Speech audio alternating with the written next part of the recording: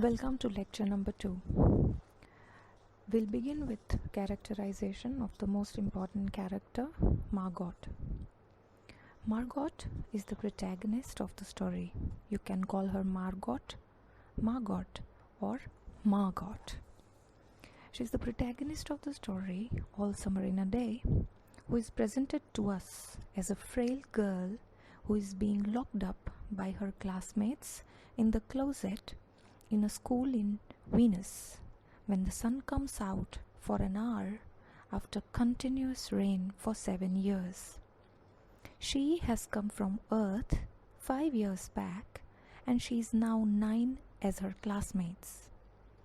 Though her classmates have no idea what the sun and sunshine is like, Margot remembers the sun as she has experienced it on Earth. She is different from the rest of her classmates as she is the only one who knows about the sun and the sunshine.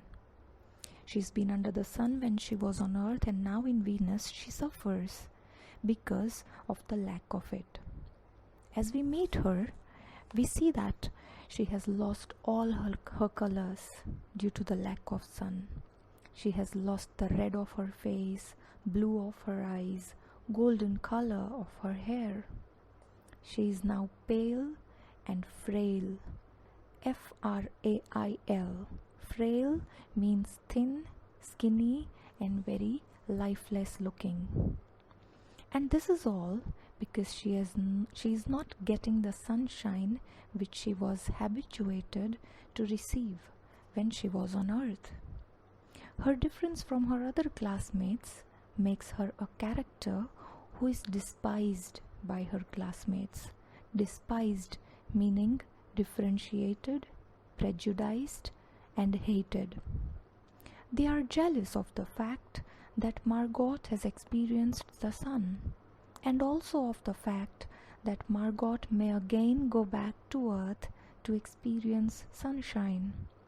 As we study the story, you will see that the author tells us that because Margot is not happy over here in the absence of the sun, her parents are thinking of going back to Earth.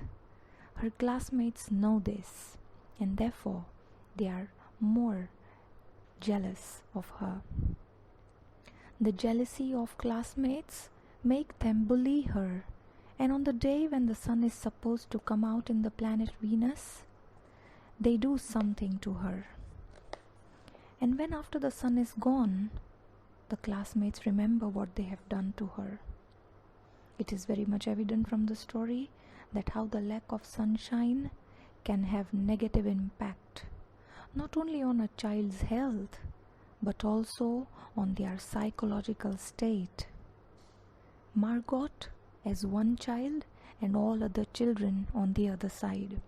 As we study the story and towards the end, when I discuss the themes of the story, I will tell you more about it. The psychological importance of the presence of the sun and the impact of it in the negative. Now let us have a brief about Margot's classmates. Margot's classmates are all 9 years old, who are born in the planet of Venus and have been accustomed to the incessant rains in Venus. Incessant means never ending, never stopping, never getting over. When they hear that the sun is supposed to come out on a particular day for some time, they do not believe it, as they have never experienced the sun.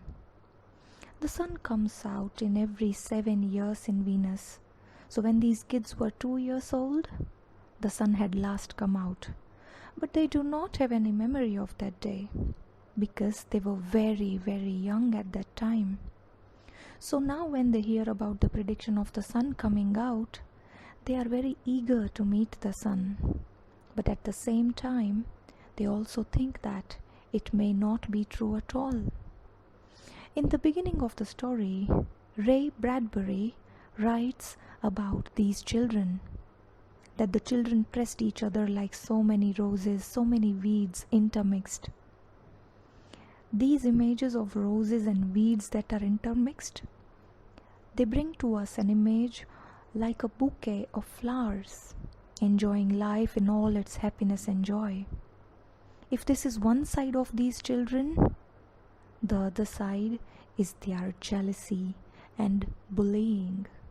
They are jealous of the fact that Margot has experienced sun on earth and may again go back to earth.